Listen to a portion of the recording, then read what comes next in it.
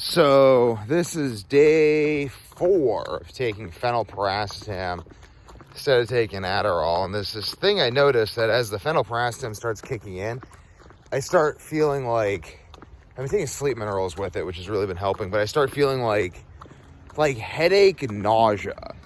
It's like a headache, nausea, and then it just snaps out of it. And then I feel great. And I'm like, okay, this is awesome. My brain's kicked in. Everything's working well. Yada, yada, yada. I wonder if this is mediated by the NMDA receptor and just like stimulating it from the opposite end. And if it is simply adjusting to that, though I did give my brother phenylpiracetam and he said he noticed very, very slight improvement, but that also, again, could be due to him not really working for much of a deficit. I mean, I'm mostly doing this because my brain kind of stopped working from not sleeping, and I was literally taking Adderall to sleep. It's really weird. Like, I take Adderall and then I get sleepy.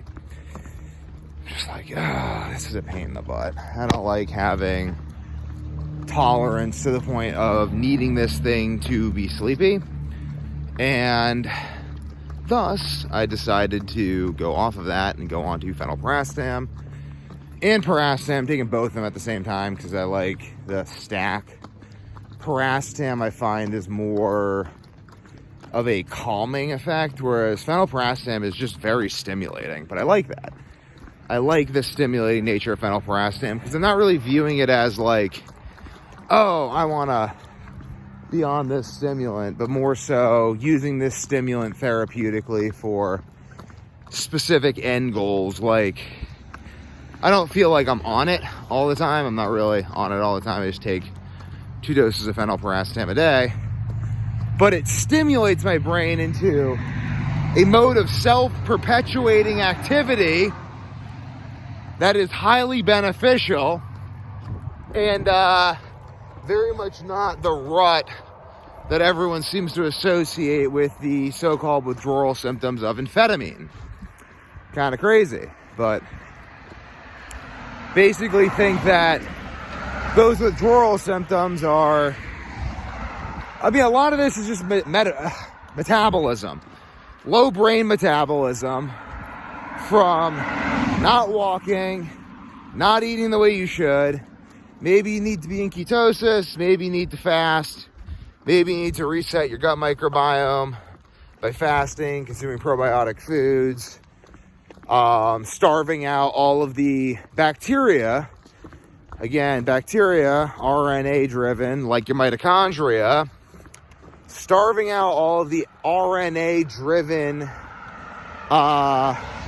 species in your body that are currently feeding off your fuel source.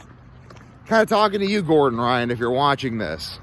Like, you gotta, I don't know what you gotta do until I actually, like, interview you and go through whatever you've been doing and how that's reacted. But if you got that persistent IBS, consider starving for 6 to 8 months the RNA-driven bacteria. So why am I talking about RNA? Well, because your mitochondria run on RNA. And your mitochondria either function on ketones or glucose to produce ATP. So if your mitochondria are doing this, which they are, they're producing metabolic byproducts that are either associated with the breakdown of glucose or ketones. That's it. There's nothing else. So if you've been running on glucose your whole life, then that means that all of the metabolic byproducts in your body that are forming this self-perpetuating cycle of RNA-driven bacteria are of the glucose metabolism type. So if you don't like those glucose-driven bacteria, then switch it over for like 8 months. Starve them all out. See how your body responds.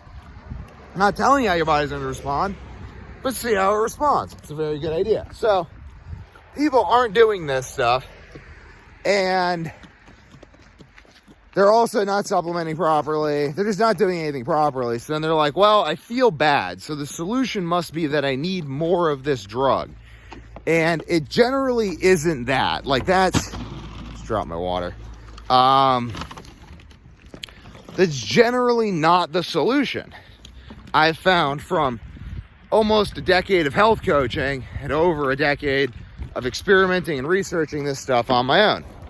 It's not the solution. The solution is not, in fact, consume more of the same drug that got you into the state that you're in. Just isn't the solution. It's like the caffeine paradox. The caffeine paradox is, do I need caffeine or sleep? Do I need caffeine or a tyrosine? Do I need caffeine or a deload week? God damn, I hate holding all this shit. I gotta figure out a backpack situation that doesn't suck, because my backpack currently sucks. Like, it just doesn't do the things I want it to do.